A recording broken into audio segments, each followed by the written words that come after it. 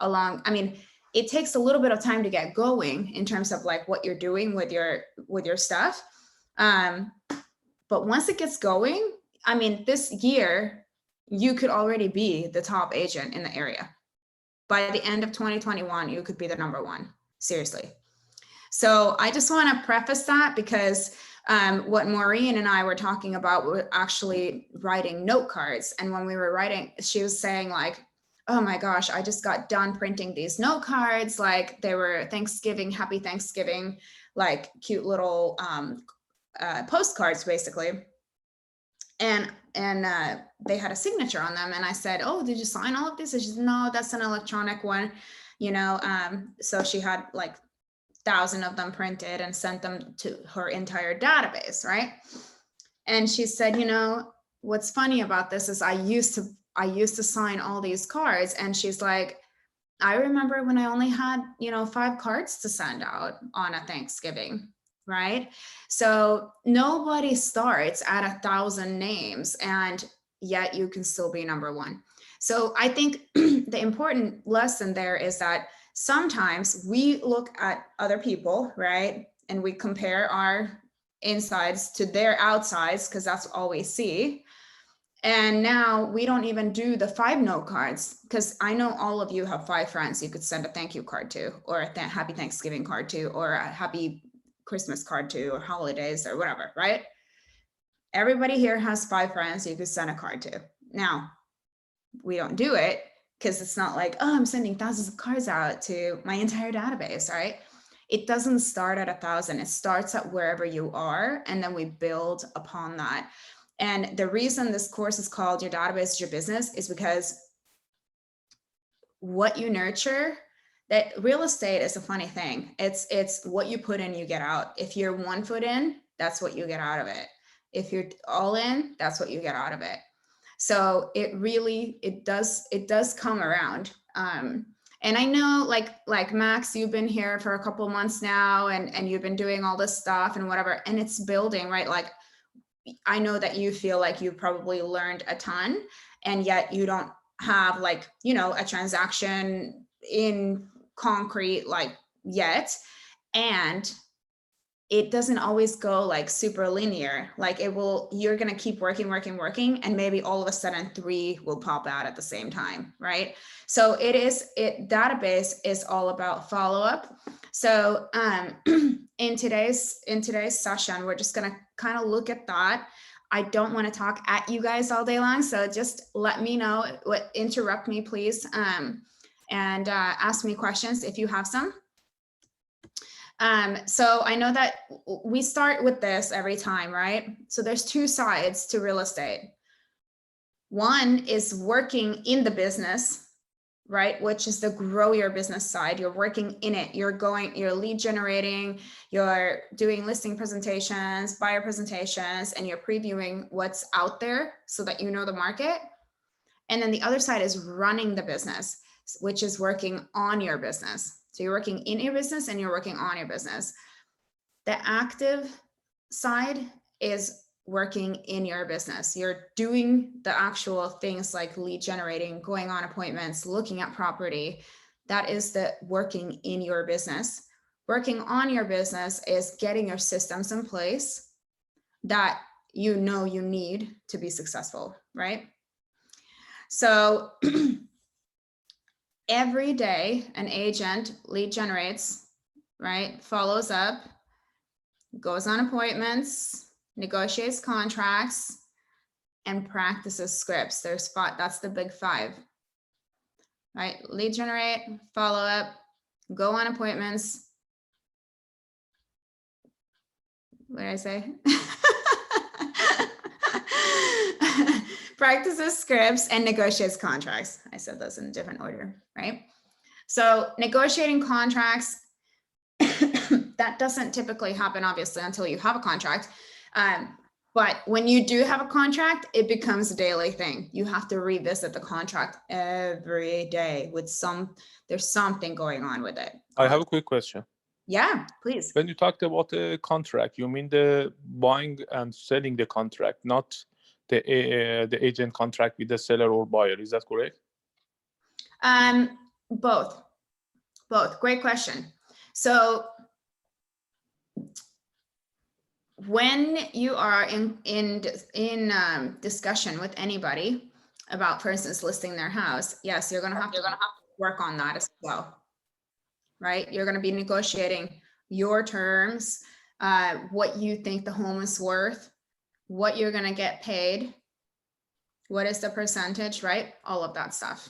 So great. Exactly, because there is a percentage, we have to pay for the KW, and also we have other expenses like tax and other expenses that we have. My question exactly is, as a buyer agent or as a seller agent, how is this negotiation and how is this contract goes on? The first before selling or purchasing contract, we have that contract also. For me, that one is important, that how I'm gonna manage that contract. How could I find those contracts with the buyer or seller, that okay, this is my contract, because it is a contract, we are providing the services and we need to get paid. Yes. And those, how is there anything in the Ignite that we could find that one, or is there any form that's available to we could find that contract, review that this is the common terms and conditions to protect yourself, or protect the KW also? Great questions. Yes. So you want to learn your contracts no matter what. So there's 3 contracts you have to learn right off the bat. Okay. One is the buyer representation agreement, which is basically when you have a buyer, you tell them, hey, sign this. This means that we're going to work together. They're not going to go with somebody else, right? Buyer representation agreement is one. Okay. Then we have residential purchase agreement, which is the actual offer. RPA, residential purchase agreement. And then we have residential listing agreement, which is the RLA, right? And that is when you take a listing, a seller, basically. Those are the main 3 contracts you have to know in and out.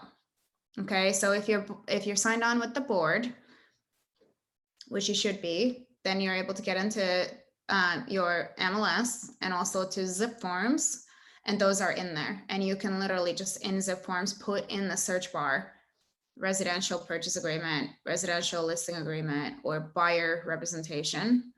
Even if you start typing buyer rep, it will come up. What I did when I was a new agent, and this was probably the best advice my team leader ever gave me, he said, you need to write these out. Basically, I printed all of those 3 contracts out and I wrote them out line by line in my own handwriting. They are very self-explanatory when you go through them one line by line.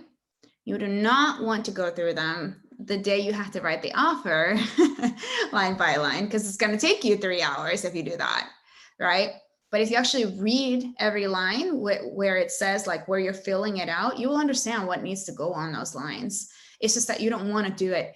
The first time it's going to take you 3 hours. The second time it's going to take you half an hour. And the third time it's going to take you 20 minutes. And then now you're going to be able to figure out, how do you write this contract up in such a way that represents you to your clients, and also that you're putting your clients in the best possible situation in terms of negotiations.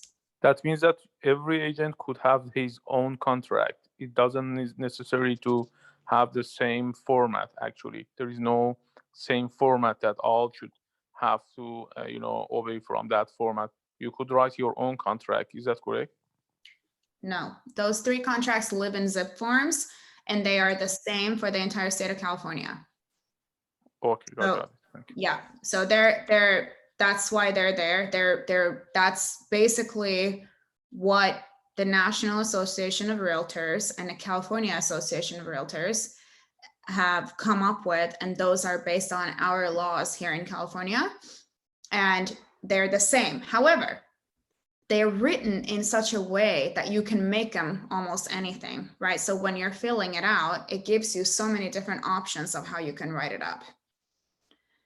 So it will have blanks like, how much do you charge, right? How long are you going to take this listing for? How many days after the listing expires are you still going to get paid if it goes to somebody that you showed the house to?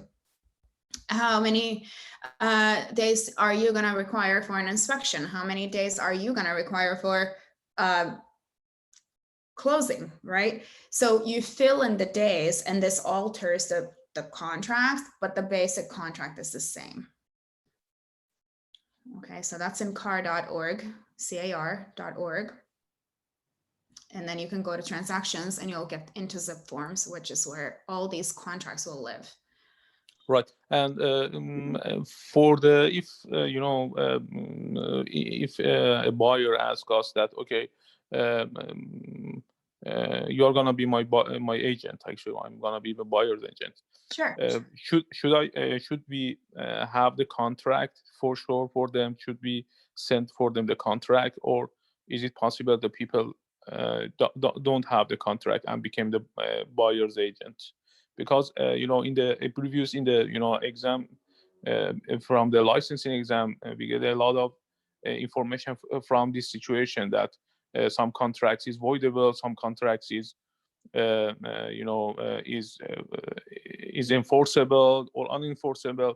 My question is, is it necessary to, after asking us that, okay, you are my agent, buyer agent specifically, should we send a contract for them immediately? Yeah, so great question. So Amir, can I just get real with you here for a minute? Yeah, for sure. Okay, the answer is, if a client ever says to you, I did not understand what I was signing, that contract is void no matter what. Any contract, if you go buy a car, or you go buy a house, or you go whatever, and you want to back out of it and you say, I did not understand what I was signing, guess what? They can't do anything about it. They're going to have to, they will not win in the court of law. Okay. So right. in going off of that, right? So let me tell you this. So you know how like in movies and stuff, people are like at the restaurant negotiating a deal and they have someone sign the napkin and like, sign here, like you promised to do this deal with me, and they sign the napkin, right? Like they don't even have a contract. They're just like making stuff up, right? The thing about signatures is when people sign something, they now feel much more committed to you. So it's almost like psychological. If you have a buyer broker agreement, what it does is it just backs you up.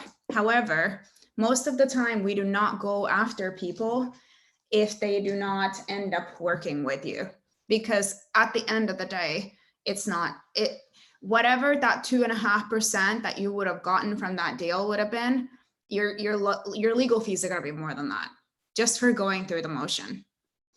But you don't tell the client that, because you want them to think that this is a binding contract, which it can be enforceable 100%.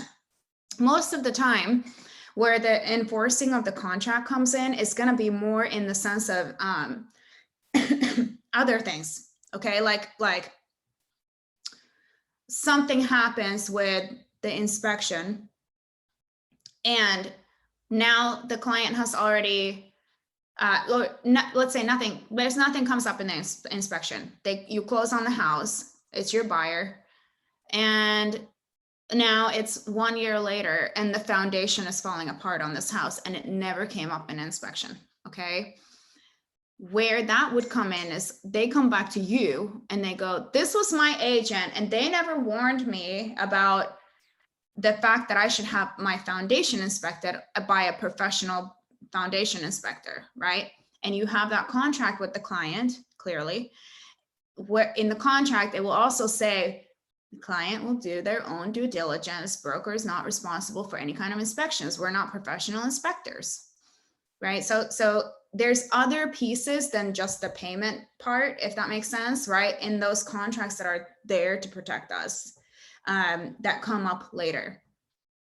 I was in Portland last week, and those of you that know my story, I started in Keller Williams in Portland, Oregon. And I remember being in Ignite. Okay, there was 35 of us in this Ignite class. It was in person still. And I was sitting in the very back of the Ignite class, and this other new agent, who's one of my best friends to this day, Kurt, and I, we were in the back. We were like, do you get this? I don't get this. Who are we supposed to call? What are we doing? Oh my God, right? And there's 35 people in this class, and we were just like, what are we doing? What are we doing here? I have no database. What are they talking about? I don't understand these contracts. Oh my God, that sounds so scary, right? Like, we're just back there, like, you know, kind of being those backseat people that are like, you know, making fun of everything, whatever. Out of that 35 people, there's only 3 of us left in real estate today. And that was 5 years ago. Me, Kurt, and another girl named Erin, right? So I was in Portland last week. So I saw my friend Kurt, and we were just talking about the contracts and the coaching, right? Because when we were new, we didn't have a coach.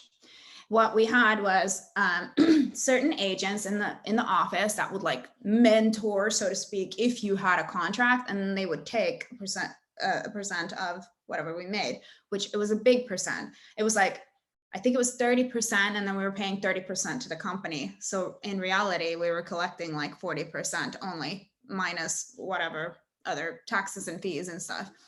So he actually was telling me this story that 5 years ago, when he did his first 3 deals, the agent that was the person that was mentoring him did not really review the contract. And there was a problem with one of his inspections that came up now. Okay. And it's been 5 years. And he went to go into zip forms, or what we used to use back then was something called dot loop. And this is where we would store everything for the transaction, like a folder, like a file folder, right? Where you stick everything, you put the purchase contract, the inspections, everything in there, right? Everybody's driver licenses, whatever. And he said, I just went into this file to go see, because I needed to find the inspection from then. He's like, it's not even there. He's like, I don't even know where this inspection report is. I don't even know who did the inspection, because he didn't have any direction in terms of like, how do I do this, right? Neither did I back then. So the contracts are, if you do yourselves a favor and just write those contracts out, because when you write something out, you learn it. Because actually making your brain slow down when you're having very long does that help you? It is binding, but it's not, we're not going to go after them in most cases. What it will help you do is, if someone all of a sudden goes to and tries to take your buyer, for instance, like they try to write up an offer for your buyer, which happens sometimes, not usually with Keller Williams agents, because we're very ethical, but there are agents out there who, if you let your buyer go by themselves to go, like for instance, to an open house or to go view a property, even if they tell the agent, I have an agent already, the agents sometimes go, like, especially in times like right now where there's like 20 offers on every house, the agents sometimes, I've met agents before who've said like, you know what, if we don't write the offer, if you really like this house, let's write the offer right now, so you make sure you get in the running for this place, and you don't have time to go talk to your agent right now. Like, we're going to present offers, so let me write it up for you and you'll get in the running with this thing, which they can't do that. They're not supposed to. If you don't have them write or sign the offer, I mean, the buyer broker agreement with you, the buyer representation agreement, you got nothing to back yourself up. Our broker cannot call that agent's broker and say, hey, your person's out of line, we have a contract, right? So it's really just it's for all kinds of other things also, right? Hopefully that makes sense, right? So negotiating contracts becomes about all kinds of things. It is not just about the pay. It becomes about inspections, what's included, what's not included, who said what was promised, when are we going to close, what's the lender doing, who's the escrow, who's paying for home warranty, what kind of liens are on this house that we know about, right? Like there's a lot of moving parts to it. So yes, get the contract signed. A quick question I have, sorry, interrupt you. Yeah. When contract was executed, like actually when deal was closed and everything was clear, that contract is done. Is there any possibility that buyer after a year, file a lawsuit against the agent? Yes. That means that contract is still is closed when after the close. Now it depends on what part of it they're going around, right? Like which piece they want to sue about or whatever. You guys, this is really not a question, by the way. Like it's not a question of if you're gonna get sued sometime. You're gonna get sued sometime in the world of real estate. That's just what happens. It's not a question of if, it's a question of when. And it will happen. And that's why you want to be with a brokerage. We pay for an error and omission. Out of every transaction that you do, you pay a fee. You're going to pay the lawyers, whether or not you use them, and you're going to pay the errors and omissions fee, which means you're going to get covered. The company will pay if they sue you. Okay. So it's very important to be with a good company that will cover you in situations like that. Right. So they can sue. It depends on, you'd have to ask the lawyers on what the statute of limitations and all that stuff is. But yes, they can come back. It just depends on what piece they're talking about. Okay. So it's a little bit more complicated, right? All right. So sorry. I don't know why my little mouse does not want to show up here. Okay. So today we're going to talk about lead generating for buyers and sellers. And here we go. Sorry.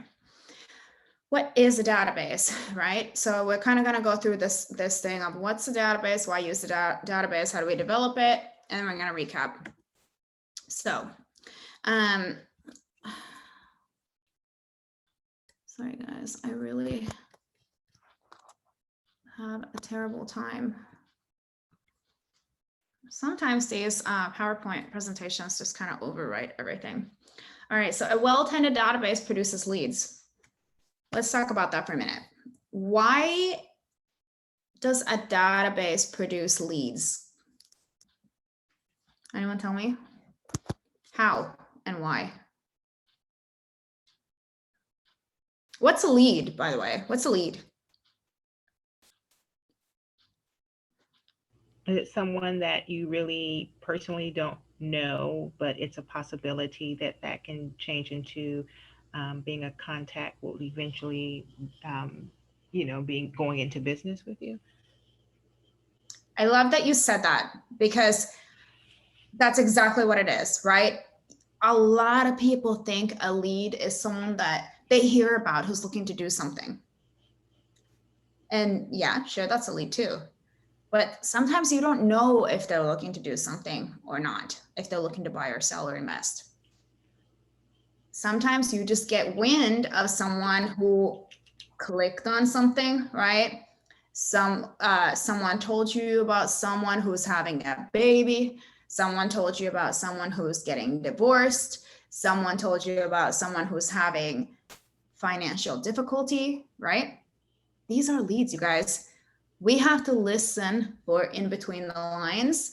And the problem is that we don't know when people are about to do something, right? So I'll give you an example of a really clear aha on a lead that I had. So for instance, if you guys know Joanne Gallen, she had set me up on we used an example in one of the classes that we were doing, and it was just I'm sure Nicole has this kind of stuff too. Basically, title companies have apps and ways to pull information, because all the homeowner information is out there, right? It's public record, basically. But what we want to know is, okay, if somebody bought a house like 8 years ago, they might be looking now, right? If they bought one last year, they're probably not looking. So when you can have access to that kind of data, you can kind of start determining when someone is going to do something, right? So for instance, I got this, we had set up an example like lead type of parameters on one of JoJo's apps and on my account. And so I paid like some amount of dollars to be receiving these leads. And I received 9 leads from that particular platform on people that they were gonna be divorced, okay? So the app basically alerts you if someone is going through a divorce, right? It doesn't tell you that they want to buy or sell or whatever, but what it's doing is just pulling the public record. Excuse me. So a year later, I forgot about the whole class. A year later, I get this email that says, so-and-so John Smith person who we alerted you was going to get divorced just applied for a loan, right? Or their I think it's their balance, I'm sorry, their available credit increased by $10,000, right? So it basically, the system was telling me that they got a $10,000 credit line somewhere. Now, I don't know what it's for. Is it for a car? Is it a credit card they opened? What did they do? All I know is they're doing something. Yeah. They're doing something, right? That's a lead. That's a lead. You have to use your critical thinking skills and go, why would somebody get a loan right now? What is he doing? Why does he need a $10,000 credit line? Right? Maybe it was for a down payment. I don't know. Or now they got a new job, their credit went up, they've been making a killing, and their credit went up, and now these credit card companies are sending them these notices to say, hey, you qualify for a $10,000 loan, whatever, or a credit card, or so forth, so forth. So my point is, a lead is not a transaction right now, and that's where database comes in. You put them in your database so that you can follow up. And furthermore, you need a database that will do that for you. You don't have time to follow up with 5,000 people every day, right? So we need a good database, and we have that, and that's basically the whole like gist of this particular chapter in here. Oops, sorry guys. That we know that the value of the database. I don't want to, I call myself Captain Redundant because that's what I do all day long, right? I'm just like database and lead generate and da da da da. But it's really important, at least for myself, to understand why are people talking about database? Why do we talk about database all the time? So if I went to, for instance, Austin, Texas, to Keller Williams headquarters, and I asked those agents at that particular market center number 1, if I asked them, where did most of your business come from? 76% of them would say from my database. Okay. And that doesn't, right? Like, it's a big aha. Okay, we have sweat equity and we have check equity. In other words, you can talk to your database all day long for free, but that's your work. It takes work, right? Or we can pay for leads. One or the other. You're still going to have to put them in your database at the end of the day. So in other words, we have prospecting and we have marketing. Prospecting is the active piece where you go and you talk to people and you are looking for the leads, right? You go to the business, you say, hey, how are you guys doing? What's happening in here? Can I write a review for you? And then you write a review for the business, and it goes on their Facebook page. And now those people in the community are seeing, what you're doing. And perhaps somebody at some point recognizes you, and now you got a lead from that. Like whatever that active stuff that you're doing, active lead generating, right? That's real prospecting. Marketing is sending out stuff to people that you don't know yet, that you cannot put in your database because you don't have their information. And the thing is, a lot of agents, they want to go, even if they had the means, let's say that someone has enough money so they could just pay for marketing. Like one time I had this agent call me up, and he said, and he was about 85 years old, by the way, so it was none of you. He said, I'd rather not do any prospecting. I'd rather just pay. I don't care if I have to pay $5,000 a month because I can afford it, but I just want them to call me when they're ready to go. And I said, that's great. Even if you pay $5,000 a month, no one will call you because they're ready to go. I promise you. That is not how lead generating works. Even if you run an ad, that's just a lead when they click on your link. It's not a person ready to go, like almost ever. I have a quick question. Yeah, go ahead.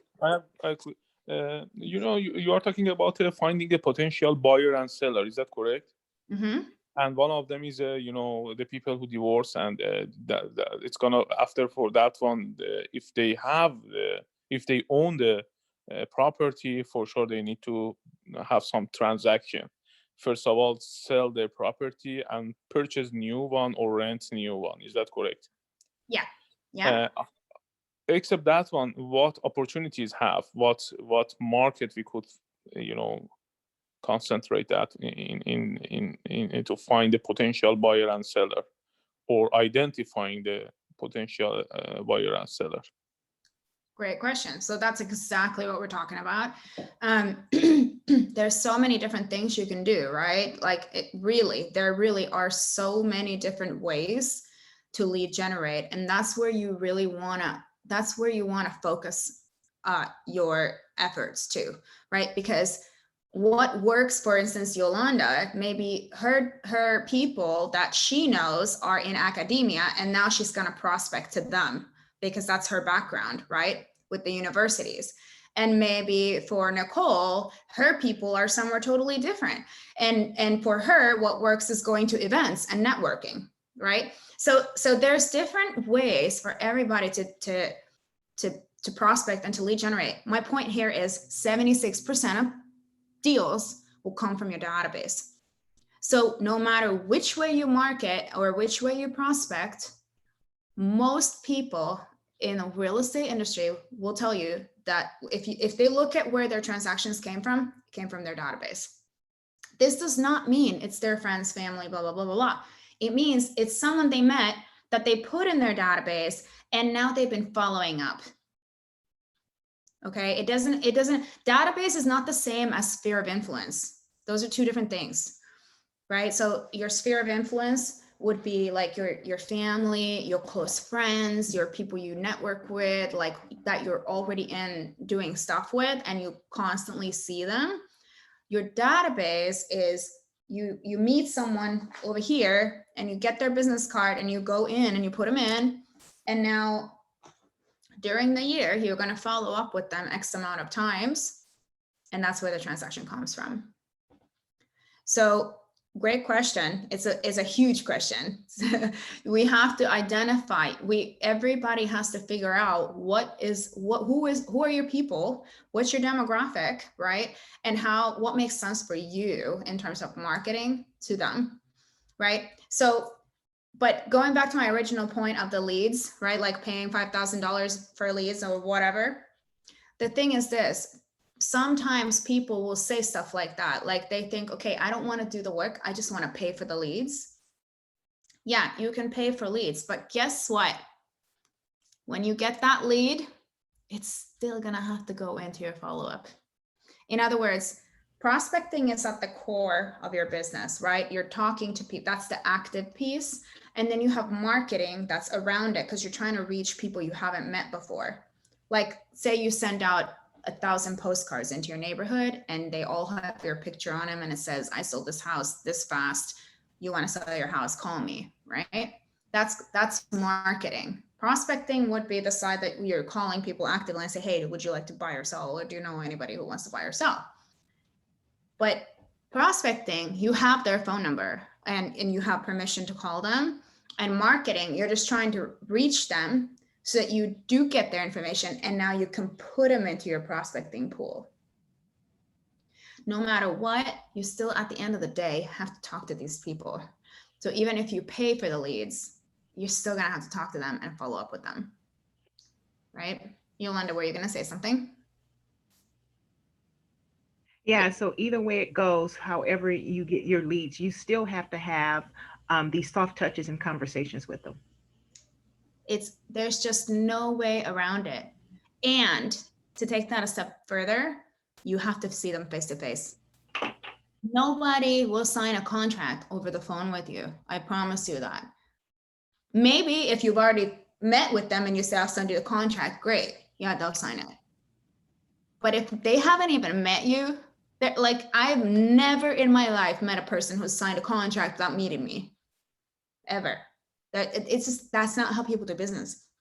So not only do we have to put them in our database, then we have to go on appointments with them, right? Which is one of the 5 things that we do.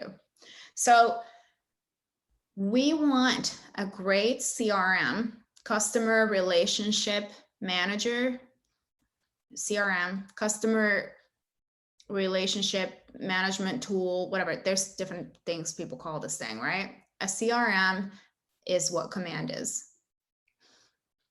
It helps you keep the living record of the business relationships you have with people, meaning you can tag them as past client or friend or academia, or you met them on, I don't know, the hook and plow, right? Like you can tag them as anything, right? It helps you nurture and manage your relationship, and it will produce predictable flow of business. And we'll get into that in a minute. And it's going to also improve your service and strengthen your relationships. Just like, so basically these 4 items here. This is a relationship business. You have got to have a relationship with people. All you're doing is building relationships. You're not like selling vacuums out there, convincing someone to buy or sell something, right? You have to just be there at the right time when people want to sell or buy or invest, right? So when we're talking about predictable flow of business,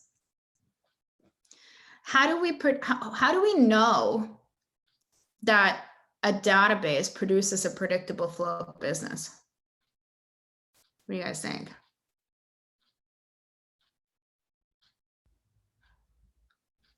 By the results that are produced. I mean, after some time with it, by the results that you see produced by your actions and the people that are within your database that you actually take action with. Aside from that, if you can, obviously you can predict by how you target, if you're farming and that sort of thing, how you target your farm, what the criteria is for you to pull those leads and that data. But yeah, you have to have some time with it to see the results, to actually measure how well it had produced, how well you produced. Mm-hmm. If you did no action, 0 of that action is going to probably be 0, most likely. Exactly. Yeah. What you just said, I love that, because you said measure, right? There's no way for us to know what our results were if we didn't measure what we were doing in the first place. So it's 2 pieces, guys. You've got to measure the activity in order to be able to build upon it. You can't expand upon anything you don't measure. That's just completely impossible, right? So when we're talking about predictable flow of business, there's a reason you will hear database, right? There's a reason all the top agents say, put them in your database. There's a reason they say, pick up the phone. There's a reason. So when we're talking about being learning based, learning based is not only just hearing what people are doing, it's actually hearing what they're doing, right? And going, oh, I've heard this 100 times now, it must be true, right? This is a mathematical checkmate. The more you use your database, the more likely you're going to get deals. Okay, so it's super, super, super important to put people into your database. And not only that, to have them on follow-up plans, right? And what Command has done is it's allowed us to put people on smart plans and all kinds of other things that will take care of them for you. So you do not have to every single day call, 5,000 people or however many people you have in your database. All right, so I was just going to draw something out for you here. Except I can't get onto this. I'm attempting to hop on from my. Sonia, quick question. Go ahead. So I was playing around learning more about smart plans and tags. I was doing that, stayed up like late last night doing that. And I'm getting an understanding of how it's important to tag with your contacts. So for example, if I were to tag a contact that says business owner, like if I have a lot of business cards, which I have a lot of business cards from people who are business owners, then I can tag that individual as a business owner and then look for a smart plan that will connect like the touches that need to happen, like the emails, the text messages, the phone calls that correlate to the business owner category. Is that correct? Mm-hmm. Yeah, Okay. 100%. I mean, it doesn't even have to be that specific. That a lot of the smart plans that are built into Command are very generic. They're just different types of touches, like, a holiday greeting, hey, it's tax day. Hey, here's their neighborhood information for you. The more important piece is that they're actually just consistently getting something from you, right? Okay. So this is what I was going to draw for you guys. Let me go ahead and share my screen here. So here's how this is math. Okay, I know that might sound a little weird, but the way that this works is like this. Okay, so we know from studies that have been done that an average person, this is their year, okay, January through December, right? An average person thinks about real estate, in other words, has a need to talk to a real estate person 3 times a year. How do you know when they're going to think about it? Let's say it's your sister's friend. Okay, you don't know who, but just someone in your sister's sphere or your brother's sphere or your mom's sphere. They think about real estate 3 times a year. How do you know when they're going to think about real estate? You stay in touch. You stay in tune somehow, some way, shape, or form. You stay involved enough to know. However that looks. I mean, it looks different every different time of year. We're in pandemic. It looks different this year than it did last year. You got to stay current with what's what, and you got to stay current with what's going on, what they may be doing for you to be able to find out. Stay close to your sister. I mean, get on social media, stalk people. Yep. So Nicole, if you today, you weren't in the real estate world, and let's just say Nicole works at Lululemon, okay? And she's just there, and now she realizes that she finally did her taxes, and she's like, gosh, I made a pretty good income. I wonder if I qualify for a house loan, right? What do you do if you need information? How do you find the info? If I were just me, Yeah. being average, I would just go online and I would Google whatever I was looking for, unless somebody stood out that was an expert that I would have already a go-to for everything real estate.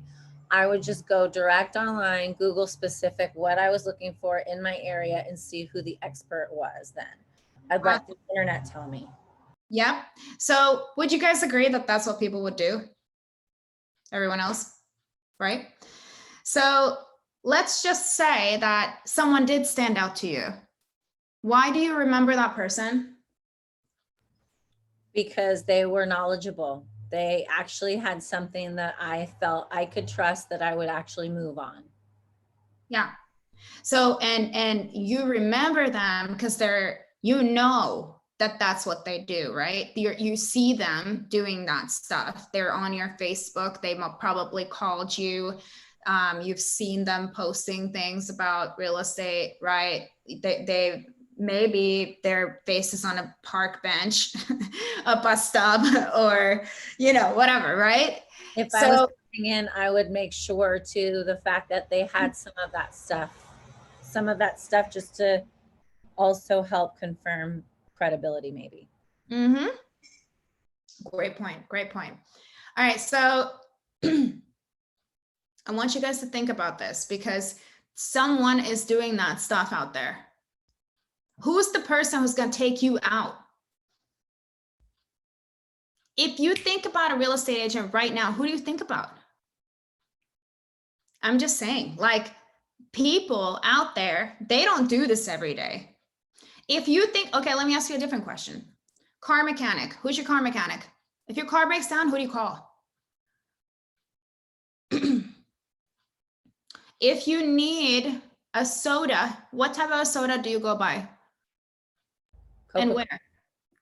What'd you say? Coca-Cola. Right? Wherever they sell it, that's where I'll go eat. Okay, you need sneakers. What kind of sneakers are you gonna buy? Adidas, Nikes. Yeah, for me, it's Nike all day long because, you know, I was in Portland for 10 years and that's where they're at.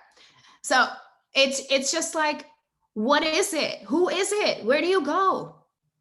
Yesterday I was like, God, I need an outdoor rug. And I thought, I got to go to Home Goods because I didn't want to order. Otherwise it's Amazon or Wayfair or right. Like whatever, what do you think about? So this is the point here. An average person will think about real estate 3 times a year. How do you know when they think about it? What if you call them, let's say this is, here's December, right? And you call them in December, but they thought about real estate here, here, and here. You missed them. You missed them. How do you make sure you don't miss them? You touch them a few times a year that are practical, and then you add upon it by also seeing them maybe social media wise, or at least making certain that they see you more by autopilot, maybe, you know, setting up those campaigns to be on a little more autopilot. So in terms of social and them seeing you, you don't have a lot of control other than you're just, you don't control if they're actually going to contact you, right? You're just being visible, which is great. It's awesome. You want to do that. That's the added blanket. That's just another layer. It should only be another layer. It should not be all that you do or rely upon. Yeah. The active touches have got to happen. All right. So let's say, so the great news about this for you guys is that there's 180,000 agents just in Keller Williams, right? So when we have that amount of agents and we've measured everything we've done in the past, and by the way, NAR, the National Association of Realtors, also measures everything we do. Since I want to say, well, they've been measuring it for a long time, but basically we have data that's electronic data since 2000, since the year 2000. Like if you ever go on MLS, you'll realize that you don't really see any data before 2000 on there, like previous listings or something like that. Sometimes, but not really. Okay. So we have electronic data since the year 2000. So that's 20 years. What we know for a fact from measuring every realtor's business is that a person thinks about real estate 3 times a year. And the mathematical data behind that is if you touch them 36 times a year, you will inevitably hit them at one of those times. In other words, let me draw this line again. Okay, so here's a person and they're just going about their business. And then here somebody says something about real estate, and then here, right? It's like a heartbeat. So now Yolanda or Max is gonna touch them 36 times this year. 4, 5, 6, 7. They missed them, right? 7, 8, 9, 10, 11, 12. They missed them again. Blah, blah, blah, blah, blah, blah, blah, blah, blah, blah, blah, blah, blah. And then here they hit him right on the nail. Right when that person wants to do something or they have a question, they got him. That's what the database is designed to do for you. You do not know when somebody is going to do something. They won't even tell you. In fact, they'll lie. Without being evil, most of the time. They just don't know. Like my car guy here at Mercedes-Benz of South Bay calls me every month and I never answer his phone call, ever. I never call him back. I look at the text and I go, like the voicemails, you know how it like transcribes it for you. And I go, oh, it's Sam. I don't even call him back. He just calls me. He just does it. But guess what? When my lease is up, who am I going to call? Sam, right? I know I'm going to call Sam. I'm going to be like, hey, buddy, I know. I've been terrible. I haven't called you. And my lease is up and I need a new car. Right? So unless I have a better contact that is closer to me in my personal relationships than Sam. Right? So there's that. Because I actually go there for service and I talk to Sam about the new cars, but I never buy a car from Sam. I order mine from Oregon. Right? So because I know people there. I know someone who will ship my car to me and give me great service and won't charge me for it. Right? So think about that. Seriously though, like that's the database. That's the value of the database. If they do not have someone, okay, if you talk to anyone in your family right now, or your friends, do they know someone who works in real estate? Everyone's got a friend in a business. Everyone has a friend in a business. I don't care if you call a stranger, you call a for sale by owner, and one of the questions is, if you were going to list this house, who would you list it with? And they're going to say, oh, I'd probably use, my brother-in-law has his real estate license. Oh, great. I can understand that. He'd probably give you a great discount, right? Yeah, he probably would, his family. That's what you're up against. So how do you get to a point of earning the business, right? This is where database comes in. This is where scripts come in. That's a script, by the way. That's a straight script from a for sale by owner script. If you were to list this house, who would you list it with? I know you're not listing your house. You want to sell it yourself. But if you were going to list it, who would you list it with? And they say, oh, I would list it with my brother-in-law. Okay, great. So how do you get around that? The only way you get around that is by knowing exactly what to say, which is scripts. Great, I can understand that. So they would definitely give you probably a pretty good discount, right? Yeah, I can understand that. Everyone's got a friend in a business. I do too. And so Mr. For sale by owner, does your brother-in-law work? Yeah, he works. Okay, where's he work at? Well, he works at FedEx. Oh, okay. So does he work there full time? Yeah, awesome. So, I know that you might have sold 1 or 2 or 3 homes or even 10 houses in your lifetime for sale by owner by yourself, right? And your brother-in-law probably has sold a few houses here and there, but we sell 10 houses every Saturday. So could you see how that might be beneficial to you to be represented by somebody who does that much business? Sure. Great. So, and quite frankly, do you work? Yes. Okay, great. So do you have time to go look for buyers for your property? I mean, not to be rude, but you work all day long. That's your job. My job is to work in real estate and prospect for buyers every single day. So I can find you a buyer and we can get your home sold. So let's do the right thing. Let's get together today or tomorrow at 4 p.m. Which one is better for you? And I'll just show you real quick in 15 minutes how I sell houses. Does that make sense? Can I show you how I can net you more money? Right? Like, would it make sense for us to get together just for 15 minutes if I can show you how I can net you more money than your brother-in-law can? And why? And how I sell houses. Have you heard about how I sell houses? No, you're kidding. When is a good time for me to show you? Okay, so it sounds really cheesy, but seriously, that's how you get around that. That's a script. And the database will get you there way faster than a script like that. Imagine if you just called people and said, how are you, Yolanda? I haven't talked to you in forever. What's happening in your life? Has COVID affected you? How's work? Blah, blah, blah, blah, blah. And then they say, well, how's your work? Oh my gosh, you know, it's real estate. It's just insane right now. The market is nuts. Oh yeah, I've heard the market's nuts. You're just reminding them that you work in real estate. That's it.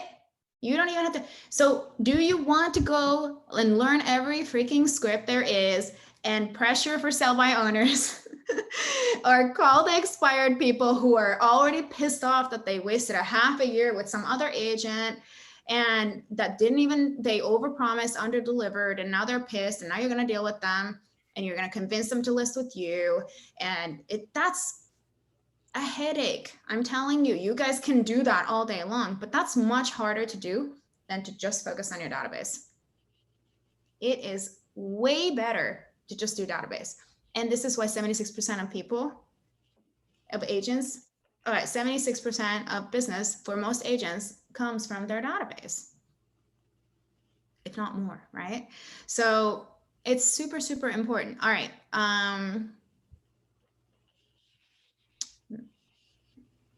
What's the most important thing to capture from your leads? Would it be of course, there's a cell phone number or an email number or physical address or all three, whatever you can get?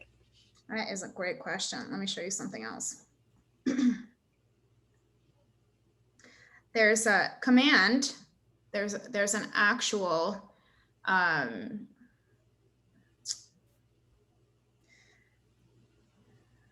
let's see. Here you go. Can you guys see this? Yes.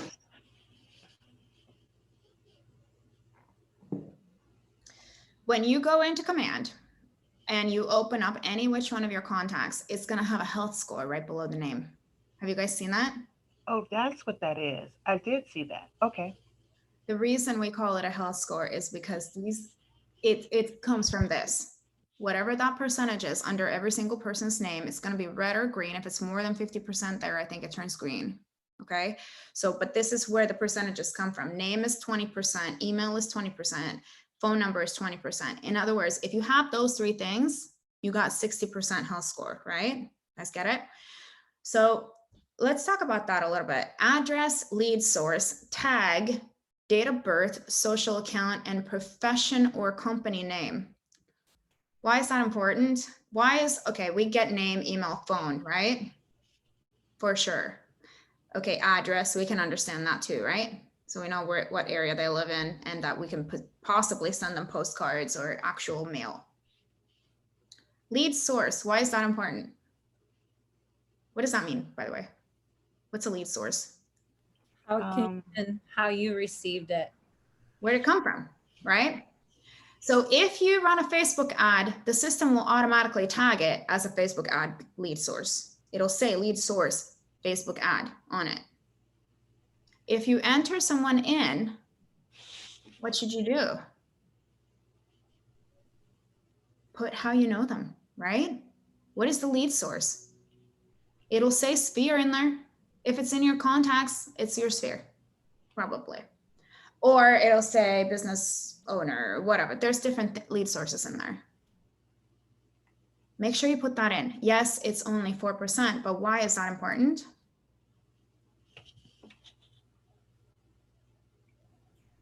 Oh, that will help you understand where your leads are actually coming from, and maybe you can make a different decision in how you market. 100%. Guess what? Agents do this all day long. When it comes, like even just now, right? We're in the business planning season for next year. They're like, oh, next year I'm going to start doing blah, blah, blah, blah, blah type of lead generation. Okay, great. Why? Oh, because, I heard that's the new thing. Okay. And where did your business come from this year? Oh, 90% of it came from referrals. Okay. And you want to start doing the other thing because why do you start doing something that you don't have any kind of track record for? What works for me does not work for Max necessarily, right? What works for, Nicole doesn't work for Sweely. Everybody has a different way of doing business. So just because now there's a cool new thing doesn't mean that that's what you should focus on. It's really important to tag that because it will tell you data later, right? It's really important. Okay, a tag. Why is that important? What is a tag? Oh, when I was playing around with it, I realized that the tag helped me identify what status the person is in. So for one of mine, I put my contact in and I tagged it as first-time homebuyer because that's exactly what she is. And so I'll know, okay, this one I know how to send certain contacts to her about information that she would need as a first-time homebuyer. Yeah. So it gives us knowledge, first of all, and it helps us sort.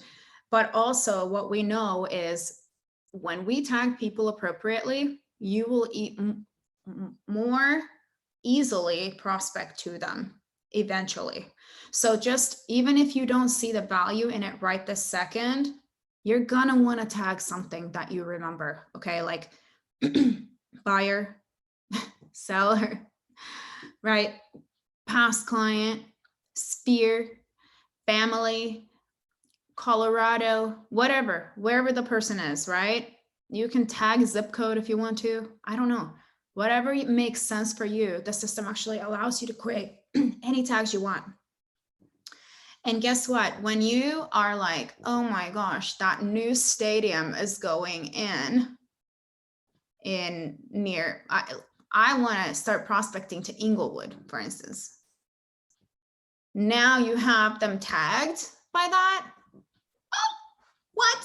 Inglewood. Okay, let me send everyone in Inglewood a message right now in 2 seconds like this. It's going to help you later. Just tag them, please. Just tag them. And you can create there's a bunch of tags in there. You want to put your allied resources in as well. So Nicole, PCT, right? Title, like you want to tag them. When you need an inspector, you should be able to go inspector and get your list of inspectors. This is going to help you so much. The tags, that's why it's 4%. Okay, date of birth. Why is date of birth important? It's nice to be remembered for your birthday. So just, hey, happy birthday. Thinking that way. Yeah. It's a great touch. And it's not just one touch. If you put them on a birthday smart plan, that's 4 touches because it'll tell you 10 days before, hey, this person's birthday is coming up. Call them, find out what they're doing. And imagine if that's your past client and they say, well, we're not doing anything because we're on lockdown and it's going to be a really boring birthday. Maybe you send them pizza and champagne via Postmates on that day. And do you think they'd be delighted? Probably, right? And then it tells you to send them a postcard, right? And then it tells you to call them on their birthday. And then it says to post something on their social media and you can find their birthday on Facebook. Okay, so just put it in. Social account, why is that important? Do you guys know how to add the social account in there? Okay, let's do it. Check this out. This is all you got to do.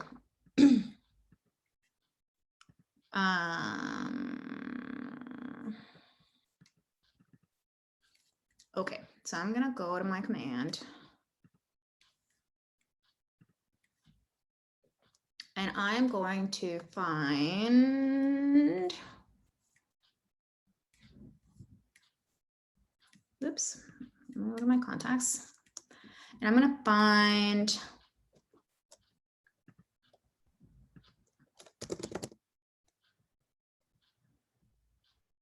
Shayna Atwood, okay? What's today? Today's the 7th, and the last time she viewed a listing this morning at 9:28 at this place, because that's what we're looking at later today, right? So I can see exactly what she's doing. Now, contact health score 72%, so I don't even have her phone number in here. So what I would do is go enter phone number, right? Edit, hit the edit button. And then I would put lead source.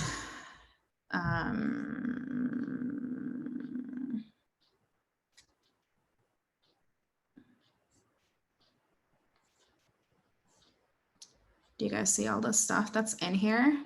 Friend. Okay. Mark as a lead, add to sales pipeline, and I'm gonna tag her as friend. That's already there. I'm gonna tag her as California. I know her from retail.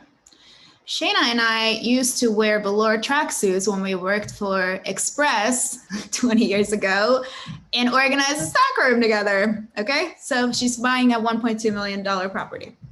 I love that. I used to work for Express in that stock room. I loved the stock room at Express. I wish that was my closet. Ah. That is my memory of her. I was telling her husband the other day when we were previewing some properties, and I'm like, that's just my memory. I'm sorry. We were those people totally. We wore those tracksuits. Let's see where you are now or are now. Started from the bottom, now we're here. All right. I got my information. I could add her phone number here. Okay. And then I'm going to go into add more information. Additional contact info. Okay, how does she like to be contacted? You can put text, right? You can put an additional email, additional phone, you can put their address, where they live. Okay, social profiles, right? So all I gotta do is go to my Facebook.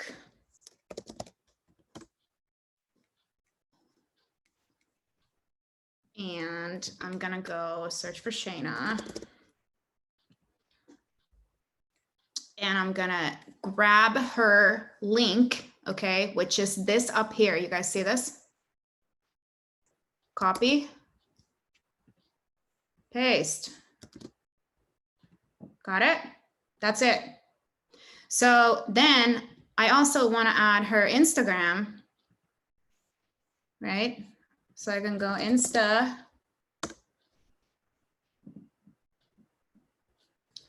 And I can find Shayna.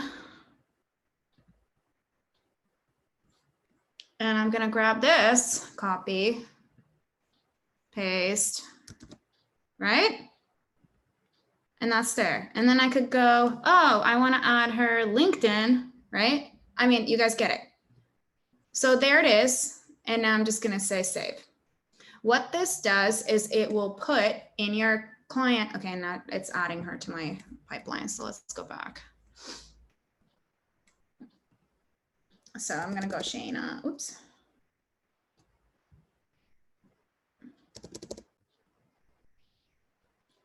A little, okay, so now it's marked as a lead. It had the tags in it. So now this is what it looks like, right? So my database health score went up. And then when you scroll down, look, it has the social profiles here.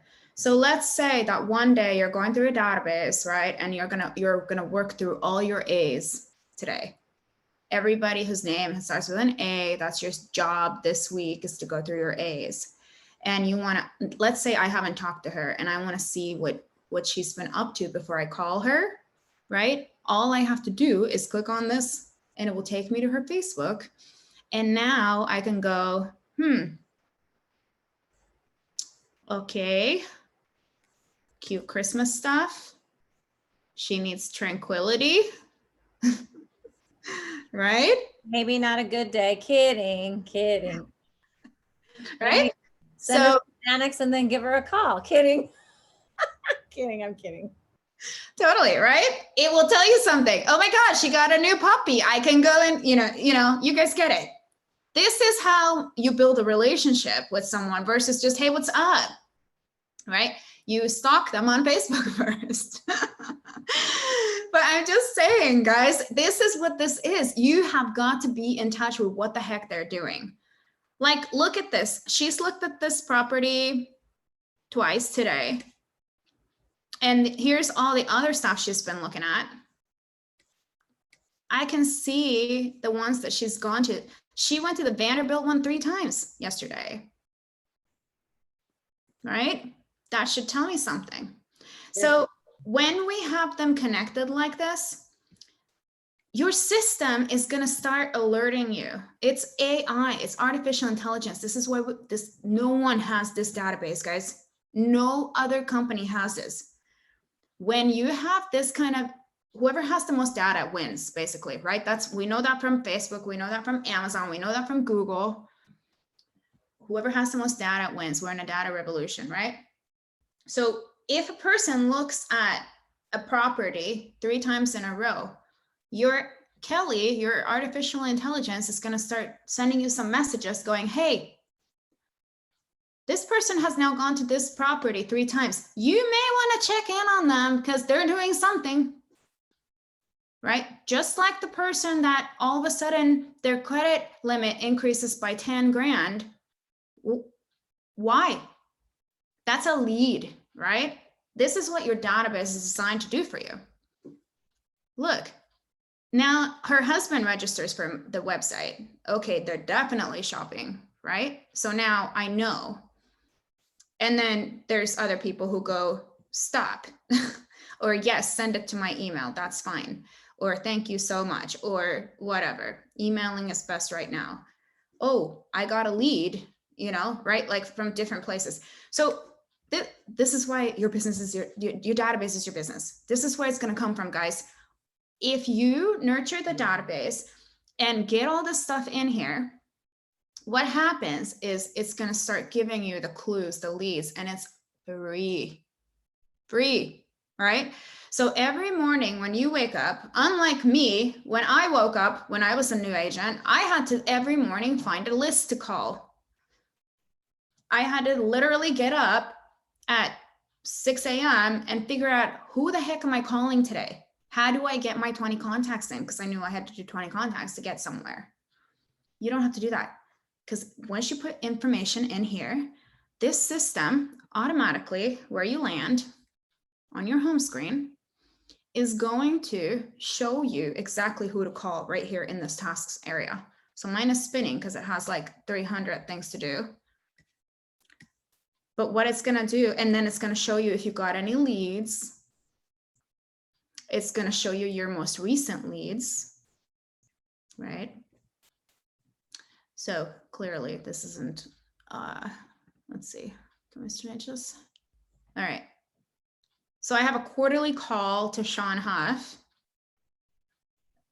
due today. So I have to call him, right? If you put everyone in your database on a quarterly call plan, every morning you're going to wake up and you can go, oh, I have to call that person. Guess what? You don't need a list. You don't need to call a person to get a list from them. You don't need to pay for a lead service to get phone numbers. You don't need to go through a phone book. You don't need to do any of it. All you have to do is look at these calls that I was supposed to make 2 days ago, right? All I have to do is click on it and it's going to take me to his profile. And guess what? I could actually call him directly, clearly, or I can click on this and I can say, send a text. And then I could send, hey, Sean, what's up? How you doing? Just checking in on you, right? And then I can see what they've been up to. I can see all our emails back and forth. I can review the last time I got an email from him or he opened my email, right? I have his address here. I could add a couple of other things. So because I have his address, I have him on a plan, on a smart plan. Actually, I only have him on a quarterly call plan. So here's what we're gonna do. Since I have his address and I have his email, I'm just going to add him to my bi-weekly neighborhood snap. I'm going to start that today. This means that every 2 weeks, he's going to get an email from me about his neighborhood right here. What's happening in the neighborhood, right?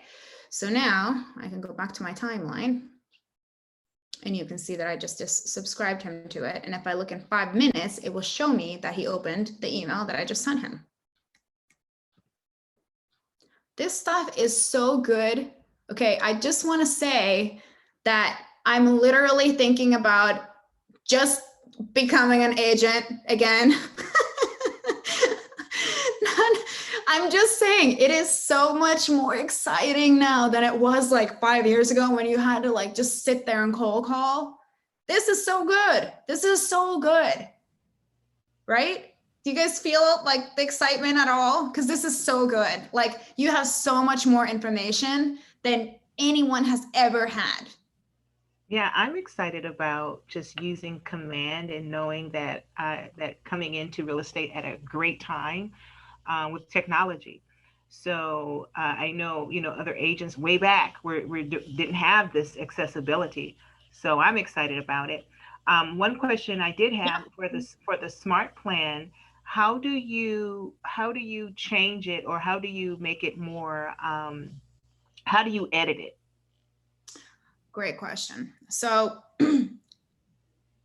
I'm not going to go totally super deep in it. You'll end up, we can talk about it more as well. But the ones that are in smart plans, there are certain ones you can edit and there are certain ones you cannot edit. Okay, so it just depends. So if you go to your smart plans, which is the 4th one down here, and if you guys ever forget what these are, you just click on that red KW and it'll pull up the names for each one of these tabs, right? So when you go to your smart plans, there's 2 things that happen, okay? It's gonna pop you into my smart plans immediately, or you can go to the library or smart plans. So if you've never been in smart plans, you're not gonna have anything in my smart plans. So don't freak out when it's completely empty, right? So I have 77 or smart plans in here that I've added. So the difference is this: we know there's going to be millions of smart plans in there, because right now I could create one and share it with everyone and anyone can grab it if I wanted to do that. So we know that there's going to be millions of them in there and you don't want to have to scroll through all of them. So what the system allows you to do is pull the ones that you want into your smart plans so that they're there for you. You know, the ones that you're using, instead of just like the entire freaking library of everybody's smart plans. But when you go to the library, this used to have 8 smart plans, like literally 60 days ago, it still only had 8 smart plans in here. And now there's just freaking gazillions of them, right? So the ones that are at the top from Keller Williams are going to be the ones that you cannot edit. All right, they're just created the way they are. That's what their job is, to just do what they're doing. So for instance, the biweekly neighborhood nurture, that's just gonna go out to your client about what information we have in terms of statistics from the multiple listing services in their neighborhood, right? That's just gonna be like what's on the market, how many days does it take to sell a house there, what school districts, blah, blah, blah, blah, blah. That you can't do anything about that. Okay, and then, but if you have any of these other ones, for instance, there's one that's called new to Keller Williams, okay, or a new license. This is a simple 3-step system letting your entire database know that you've embarked on your new real estate career with Keller Williams. This plan features an email, text, and cements with a call, then flows directing into the quarterly call plan, QCP, okay? So what you would do is you would go, oh, I want to see what's in it. So he already wrote in the description that there's 3 steps in it, but I can click on view steps and I can see that it takes this whole smart plan to run through. It takes 10 days. It has 6 total steps, but only 3 of them are actual client touches, meaning the client is only going to see 3 things from you during this 10 days. So the first one is going to be a simple email. Hi, contact first name. I'm excited to share news, blah, blah, blah. And now let's say you want to edit this, Sonia, Yolanda, right? So we'll go into that. But basically, email, then it takes 3 days. And then after 3 days, it's going to send them a text. And then after 6 days, it's going to have you call them. Okay. And then it's going to go into automatically putting them onto your quarterly call plan. Once you've called them, it triggers another smart plan, which is amazing. Nobody in the industry has that.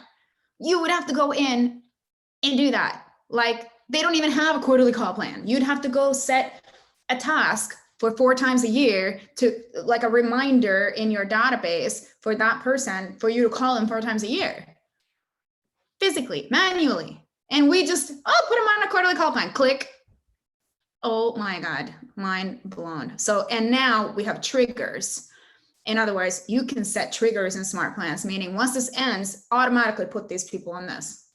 Oh, when I get a lead from Facebook, automatically send them this right away. Automatically remind me to call them in 2 days. Automatically put them on blah, blah, blah, smart plan, right? Like, that's just crazy. It is so much leverage, and all you have to do is open command every day and look at what tasks are due, literally, right?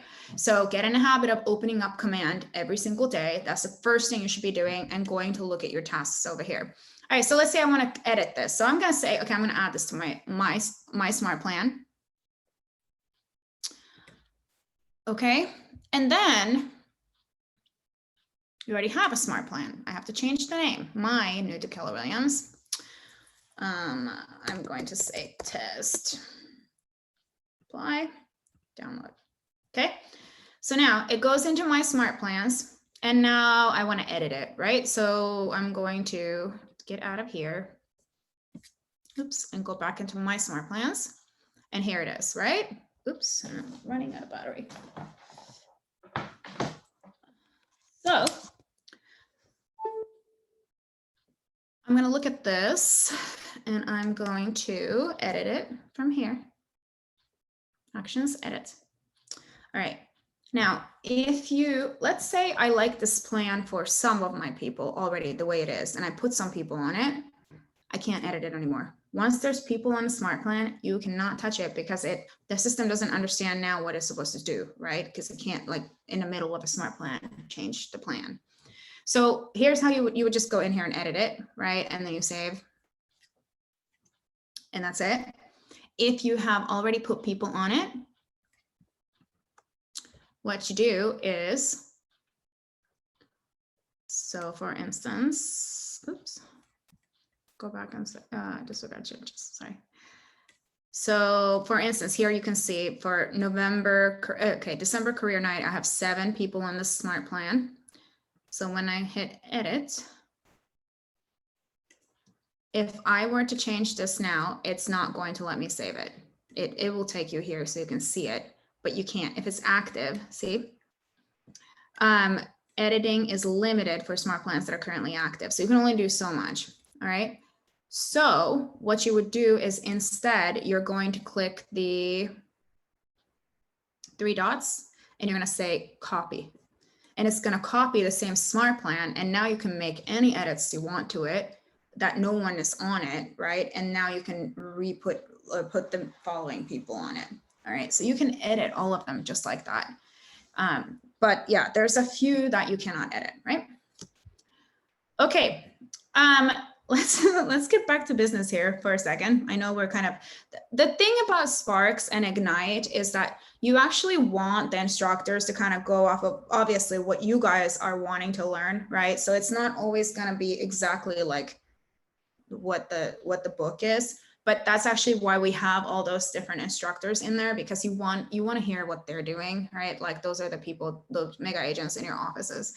So, okay. So back to this real quick. Who do I have here? Okay, someone's in and out. Back to, oops, stop share here real quick. So the last piece on this health score is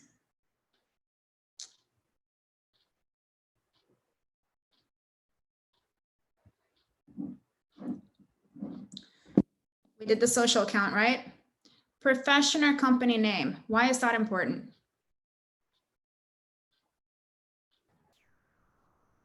To know more about them, and it's part of the Ford, you know, it's just knowing their occupation, knowing how to utilize that to your advantage to go deeper with them.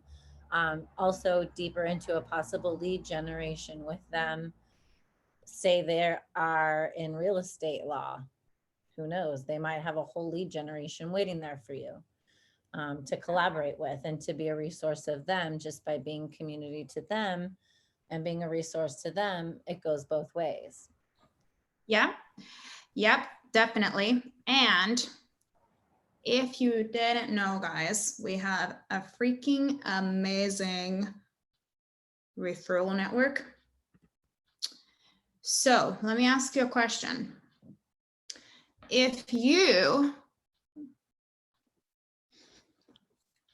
knew that Nike is opening up a new headquarters in New York, okay, and you happen to live in Portland, or let's say you live here in LA, let's say Raytheon or SpaceX, whatever big company right here, they're opening a new headquarters in New York, and a lot of the people in your database work at Raytheon or at SpaceX.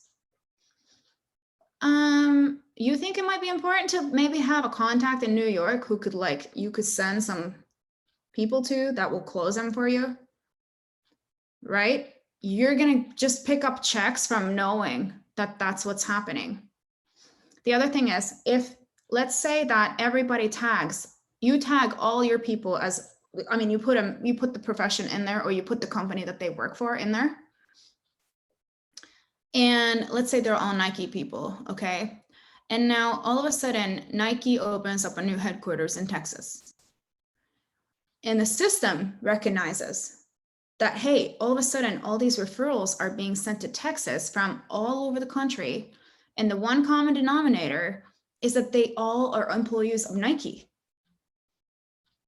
You know what it's gonna do? It's gonna go ping, ping, ping, Amir. All your people at Nike, for whatever reason, they're all moving to Texas. You may want to call John Smith, Jane Smith, and such person, because they all work at Nike and they're in your database. Are they also looking to move?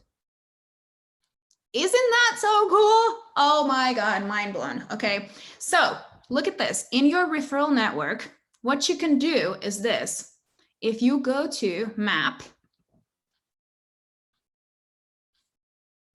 and instead of production, because this will find agents for you based on how many things they've done, how many homes they've sold. So for instance, I could go to, let's say I want to find an agent in Vegas. Okay, I can go, you got to zoom in. So here's Vegas. And once you start getting closer, it's going to start picking up agents. Okay, see this? These are agents. There's 113 agents in this area right here. There's 80 right there. There's 125. You see this? These are all agents. You can literally click on them and find the agent, and here's your how much they've sold. So Michael Byerly, his husband is a his wife is a MAPS coach, so I'm sure they have a giant team. In order to be a MAPS coach, you had to have sold at least 75 homes a year by yourself. So here's their team data. I can send them a referral from here, or I can add them to my referral network by clicking this button and sends them like a friend request kind of thing. So here you can see their information and how much they've sold. All right, in whatever the last XYZ. So this is just this person. the other thing you can do, so it's on production, but look at this. We have something called referral patterns. We have had this referral network open for 3 years now. Okay, so check this. If you live in Los Angeles and we want to know where, oops, an error. Come on now. Can we reload?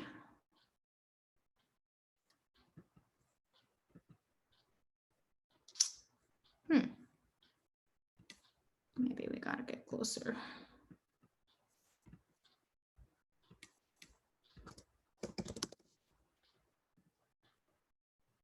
Okay.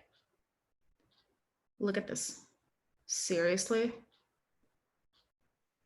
This system will tell you where referrals went to from Los Angeles in the last year.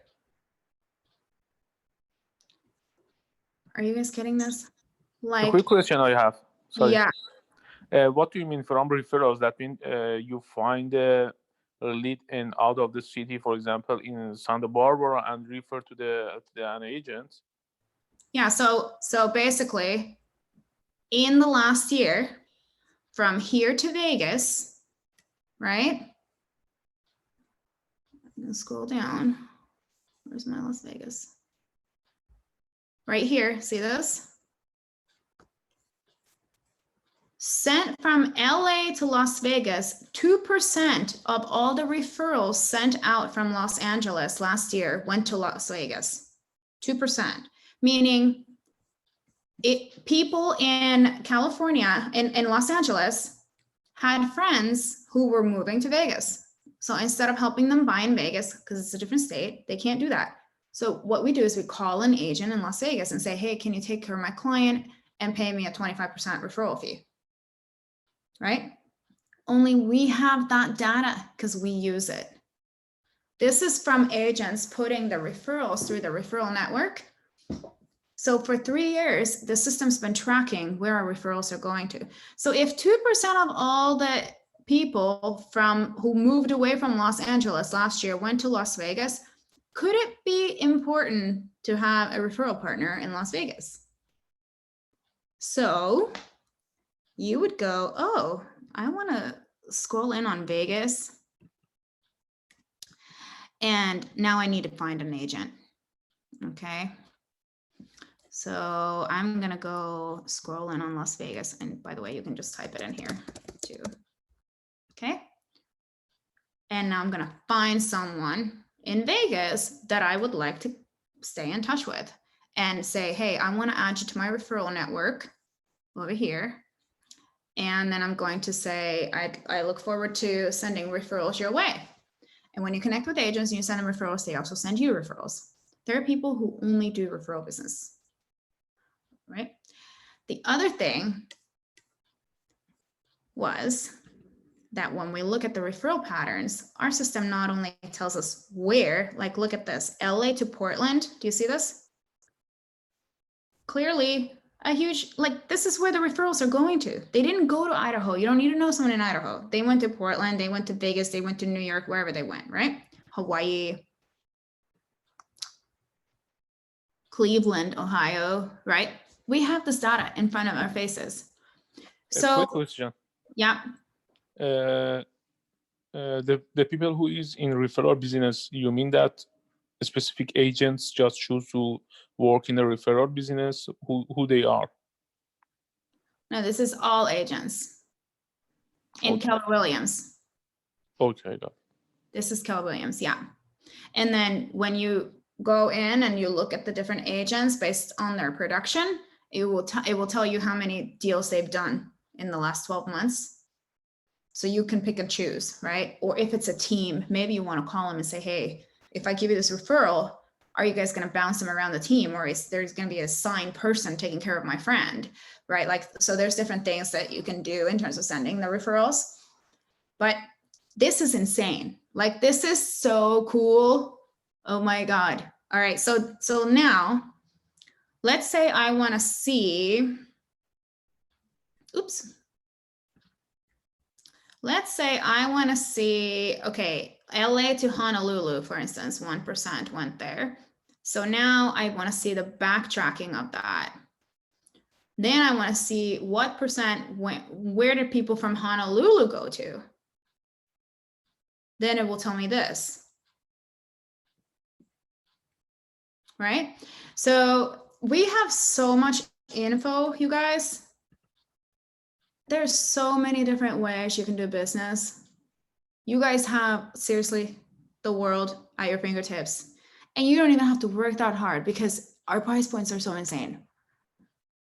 Right? Like this poor kid that I met, he had sold 92 homes in his first year, but he was like in Kentucky. Okay? 92. I said, what is your price point? And it was only August, by the way. Since January, when he started, he had sold 92 properties. And I said, how on earth, what are you doing? And he was 19 years old.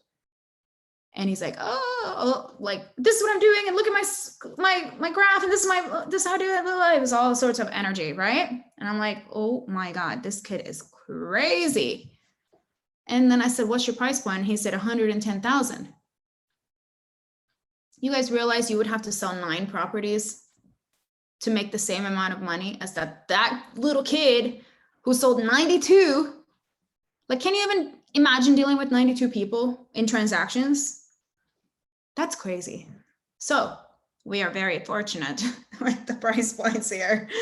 I don't care if it's 500,000, it's still more than like national average is like 240. Okay. All right. So database is your business.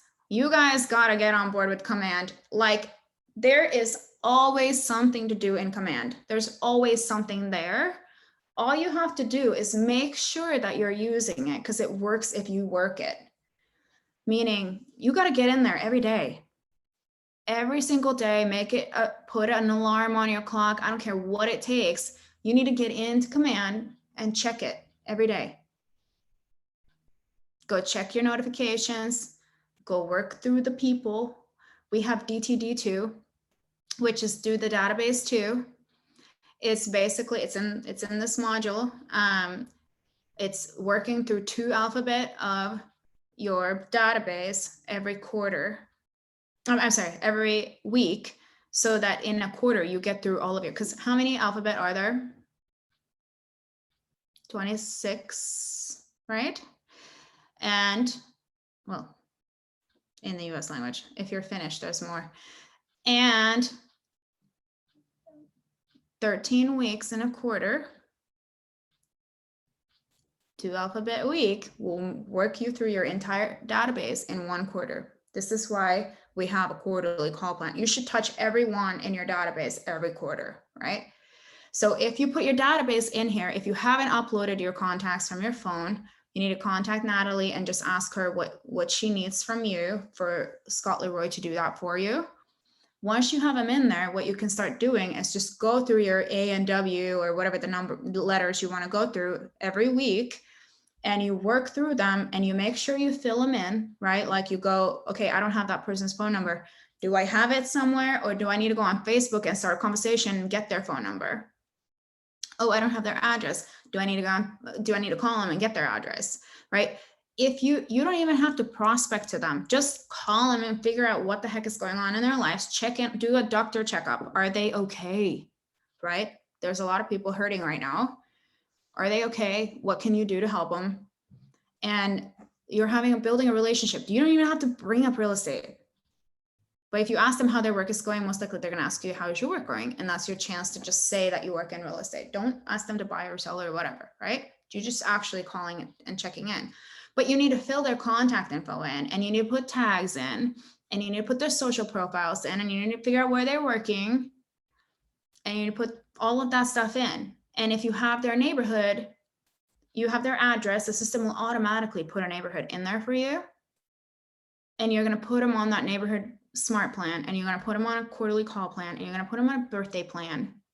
And now you already have 30 touches. Just with those 3 things, you have 30 touches to them. And we need 36 a year. So in addition to that, you can put them on some holiday text smart plan or wherever you want to put them. That's how you work the database. If you go through all your people, the system will just tell you every day what you have to do. If you've put everybody on something, it will just fill you in. It's like you don't even have to think. You just wake up, open up command, and do your prospecting, and that's your job. It was so, I know it's 12 o'clock, just leaving you all with this note. We were just recently, I think it was me and Max out of this group only who were on the business planning clinic. And Ashley Len was talking about how when she was a teenager, you were just on the phone. All you wanted to do was after school, you go home and you just want to sit on the phone with your friends. Like, hey, what are you doing? Nothing. And your parents would yell at you like, get off the phone, right? And all you did was just talk to them. And she said, if someone would have told me in high school that, by the way, you can make a killing and live in, the most beautiful place in the world, and all you have to do is talk to your friends all day long on the phone, she's like, no way, really? She would have never believed it, right?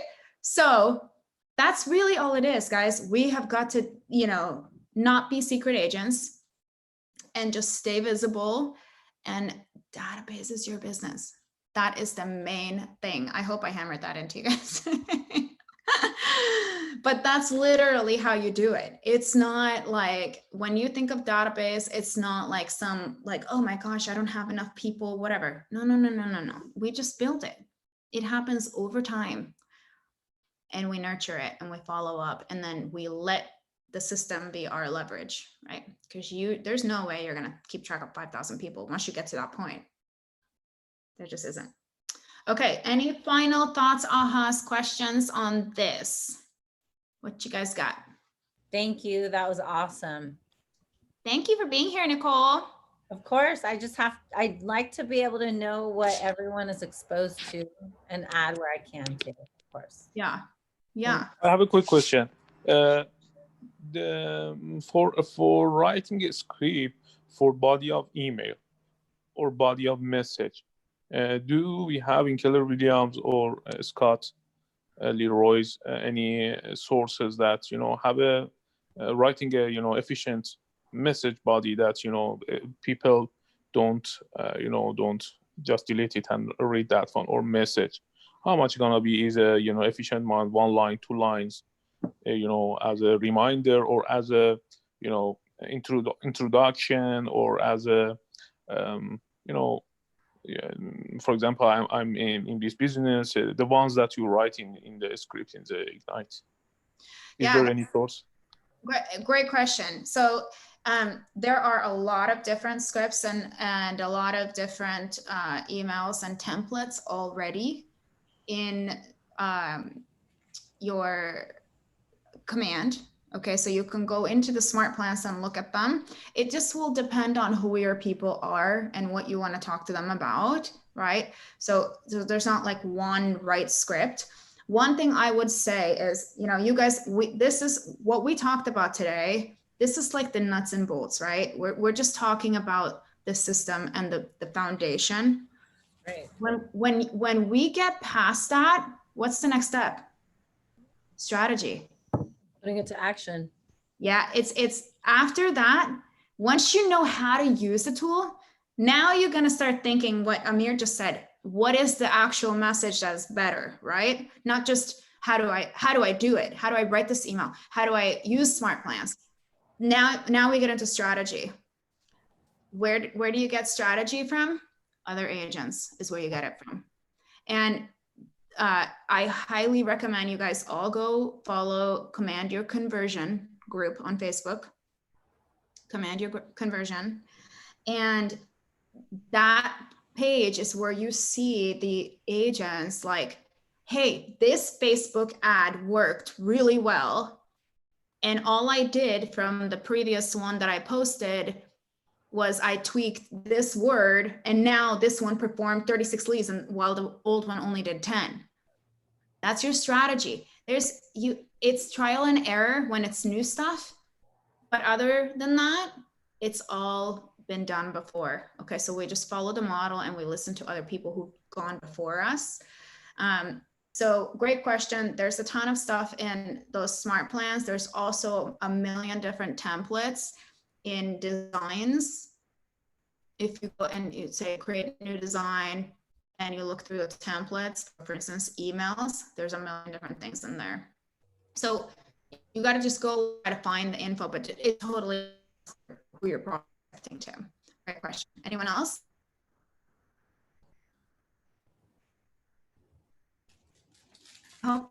Hopefully you got